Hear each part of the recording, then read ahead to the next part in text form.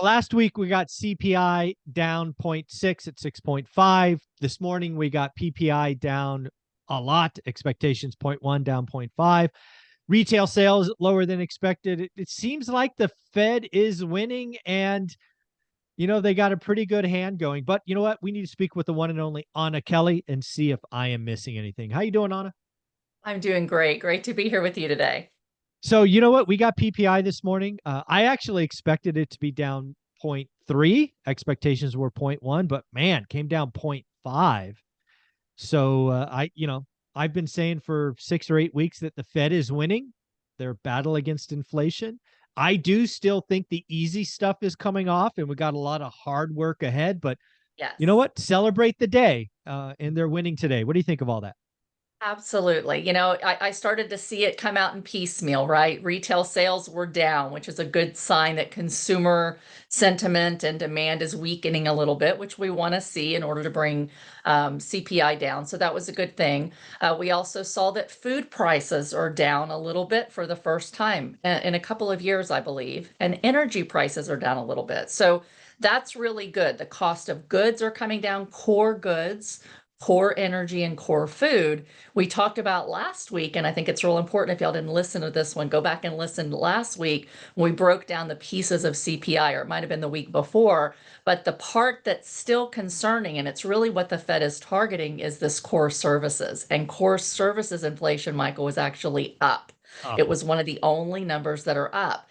And so what we're looking for tomorrow is where we are in employment and wages, because core services is primarily elevated because we're still spending money on experiences and services. And so the key piece to keeping core services elevated is these elevated wages and high employment ratio. So the Fed's going to keep fighting this. I think some people in the markets are going to rally a little too early and say Yeah. the Fed is one, they're going to pivot. But they're not going to do that because that's the number they're really watching is core services. And unfortunately, it's up. And so I think we need to see the Fed raise rates another time or two, February, maybe March, see if unemployment comes up, if wages come down. When they do, you'll start to see core services come down. And I think at that point, if it comes down markedly, the Fed will halt, give it 6 or 9 months, see how it plays out before we can even think about a pivot. So are they winning? They're in the right direction. 3 out of the 4 core numbers are coming down, but the hardest one to fix is really the one that I think they're focused on, and they still have some work to do. Yeah, I think that's all right. And again, I definitely use the term the Fed is winning on purpose. They haven't won. I mean, it's Right. not even, I mean, if you were going to use a sports analogy and it's playoff football, so we'll use quarters, the Fed's winning at halftime. Yeah, I The agree. Fed's up 27-0, but there was a team that lost, I guess, 31-30 or something after being up 20. It doesn't matter, but they are winning, and you can feel good about that. Yeah. But you're right. And the other thing we try to help this channel understand is we think there's really 3 components of inflation, and too many people, talking heads on TV included, look at the trend of stuff, physical Yes. goods, and they extrapolate it everywhere. And they say stupid things like deflation is coming this year. Some Right. of them are saying deflation is coming this summer. And I'm like, that is mathematically impossible, right? Right. What are you talking about? They're just extrapolating the trend. And that's why I want this channel to know, and I'll remind them here. There's stuff in goods. That is the easy stuff. That is what we've seen, and that's almost over. Then there is housing, which, as it's currently calculated, is a lagging indicator and won't show meaningful impact until July or August. And then, and only then, there's the hard stuff we'll call services, wages, wage inflation, all of that. So, Anna, you're absolutely right. But again, the Fed is winning. We've seen a crazy reaction in the 10-year bond today. It's down to 3.4 last time I checked, down 12 or 13 basis points, which is a wild move. And then we see that ripple into mortgage rates. There's a chance that mortgage rates are under 6% this week, and they were Yeah. just 7.4 like 8 weeks ago. It's crazy to look at. Yeah. It's very possible because really the reason that the mortgage rates are elevated, it's not just the Fed rate, but it's the volatility spread. It's the spread that the lenders want for doing that loan, not knowing where that rate might go. So they're just a little nervous.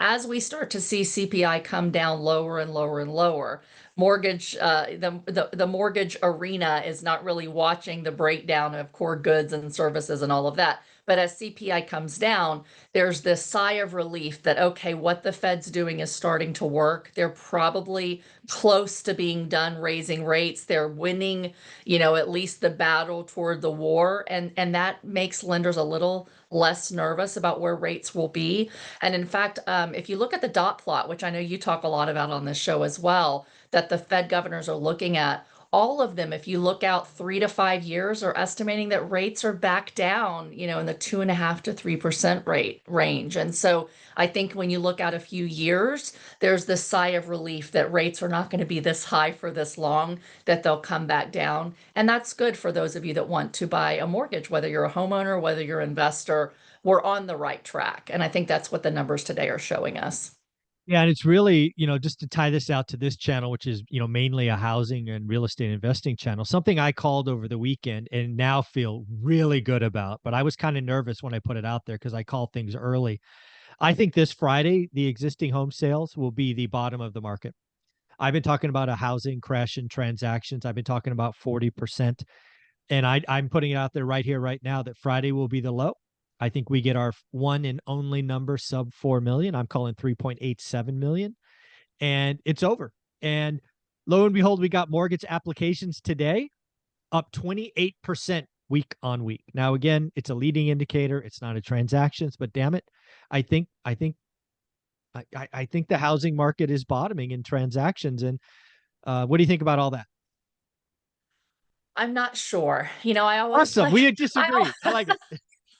I always like to say, real estate is very hyper local. And so, you look at the national numbers, and I think that we're definitely getting closer to the bottom, at least while consumer sentiment is kind of like, okay, we think we feel a little bit better. So at the end of last week, there were some consumer sentiment reports put out, and people are breathing a sigh of relief. They feel better. They feel like they're getting a hold of inflation.